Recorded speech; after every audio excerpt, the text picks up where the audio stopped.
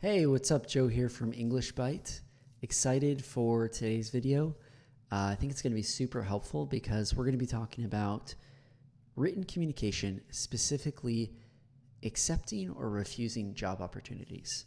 So whether it's happening now or not, you're going to be in situations where you're talking to a recruiter or somebody who is offering you an opportunity to chat about a job. So it might be on LinkedIn, it might be on Twitter, it might be on Discord, it might be on Slack. And as a non-native speaker, sometimes it's hard to know, what should you say? How should you phrase things? What's the polite way to accept or refuse hearing more about a job opportunity? So what we're going to be doing is first critiquing some responses from my friend Guido, who shared with me some screenshots of what he has said to recruiters. And then I'm going to share some from my own LinkedIn messages over, some from the last couple months or whatever, so that you can kind of see, right? Like, how is somebody like you responding to messages? And then how is somebody like me, a native English speaker, responding to them? And I think this is going to be super helpful and super valuable for you. So let's dive in. So I've pulled this into a Google Doc, which I will drop the link in the description if you want to check it out. The first thing we're going to do is talking about accepting job opportunities. These are just some examples. And actually, I'm going to switch from editing to suggesting because I've copied some of Guido's messages out so that we can critique them, kind of correct them. So the first one, looks like this is probably on Discord. Somebody reached out about a React developer position. And it's funny because I can tell from this message that this person is probably not a native speaker, just because of the language and word choice.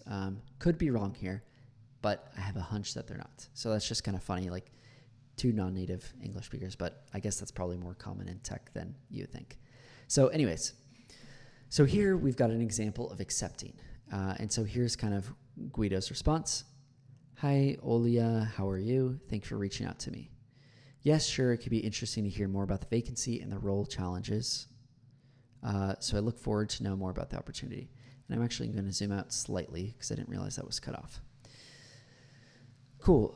So a couple things. So we are in suggesting mode. So hi, Olia. How are you? It's funny because in South American or the Spanish speaking world, I feel like it's so common to say ¿Cómo andas? ¿Cómo estás?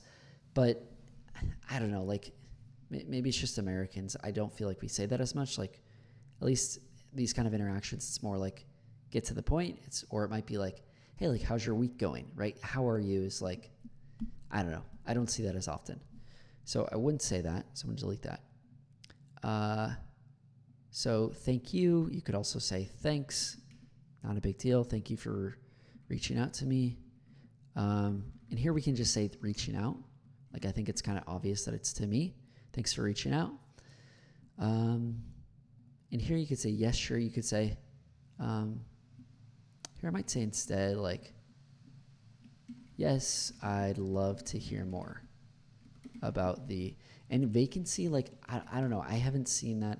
It's funny because I've heard it in Spanish, vacante, and I started using that because it just seems to be the right word in Spanish. But in English, we usually say opening, right? Like a job opening or job posting. I'd love to hear more about, I'd love to hear more. You can, it's, again, we can just keep it short and simple, job opening, do you want to hear more? Yes, I'd love to hear more. And we can just cut out all of that. I'd love to hear more. And so here you said role challenges, so we could say more about the role. Let's just say role, right? We don't need to say challenges. And so I look forward to know about the opportunity further.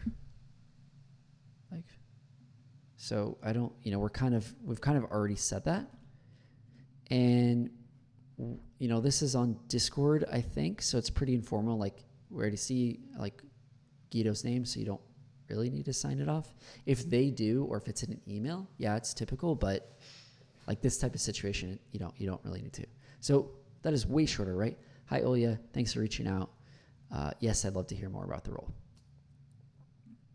You could also, and I'll just put this down here, you could say, yes, I'm open to hearing more. Feel free to send a link to the job posting.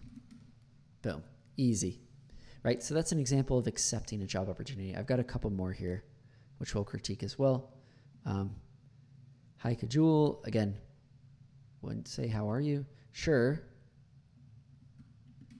I'd love to hear more. Boom, boom, boom, boom, boom. You could even say, sure, I'm always open to hearing about new roles. Boom, easy. Okay, let's do another. I've got 3 from him, and then I think I have 2 of mine, which are refusing. Cool, so how are you? Again,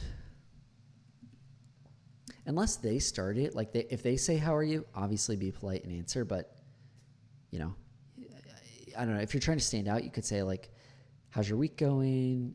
How's your week been? How's your Monday, Tuesday, whatever day it is? Thank you for considering. Okay, so he says, hi, Georgine. Thank you for considering me for that opportunity. Sure, I'm interested to hear more about the project. Could you tell me how many years? Okay.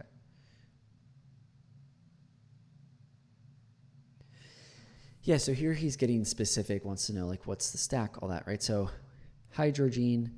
Again, instead of considering, you might say thank you for considering me if you get rejected from a job or if you're applying to a job. So here we'll say, thanks for getting in touch. That might be that's an alternative to what we said earlier. Sure.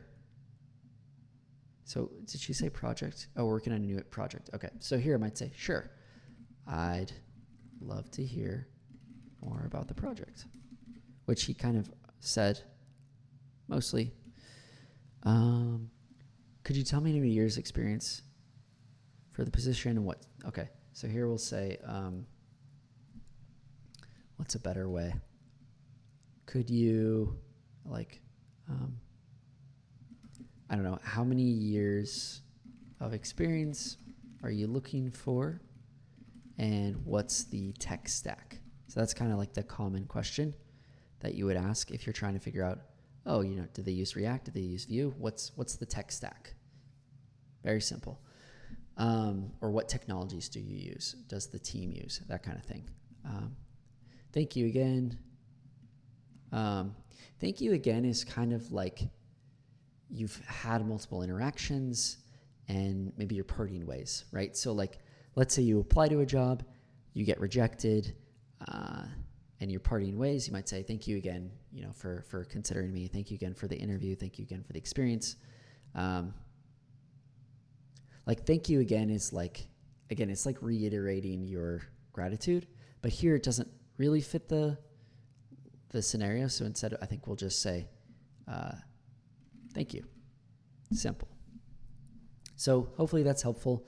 Now we're going to go on to refusing, which these are a couple that I just copy pasted from LinkedIn, right? So, on LinkedIn, a lot of times it's copy paste. Recruiters are reaching out to tons of people and, I just try and get straight to the point.